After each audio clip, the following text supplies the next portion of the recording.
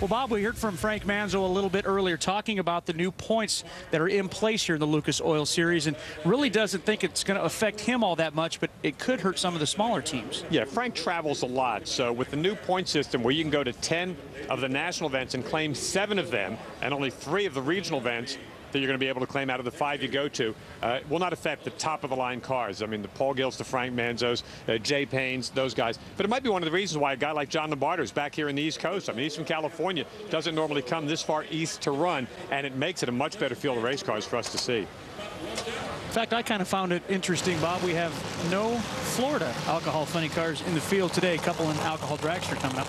Well, there aren't a lot in captivity here. They're like the manatees in Florida. The alcohol funny cars are an endangered species down in this neck of the woods. Mickey Ferro and Chris Foster, a couple of very quick, very fast race cars coming up right now. Let's go down the far and check in with Jamie. Paul Gill gets the round win, but Paul, that was a little bit messy. There's oil on the racetrack. What happened to this car? Yeah, I kicked the rods out of it right after I put it in 3rd gear. And it probably ran decent. I don't know what it ran, but hopefully we'll be able to put a motor in it. We can't. We're a sportsman team. Blue collar America.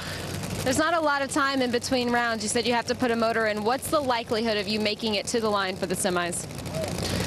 Depends. The sky might wish for a little bit of rain.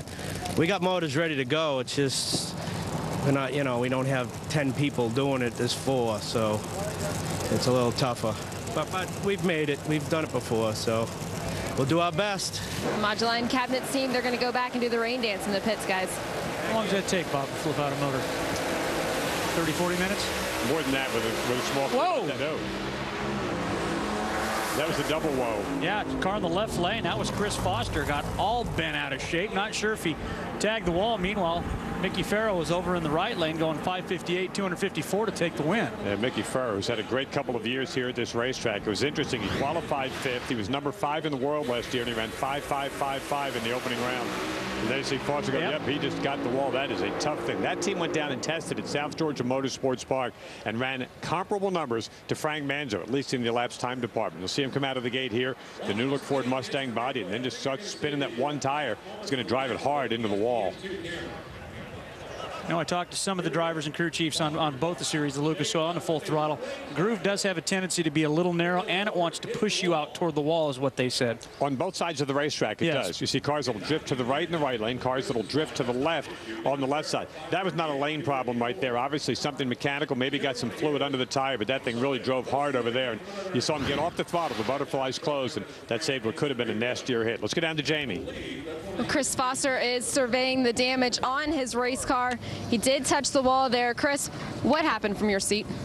Not real sure. It just immediately went left and fell to get up on 2 wheels against the wall there, and just hanging on. Try and drive it back out, put it back down without tipping it over.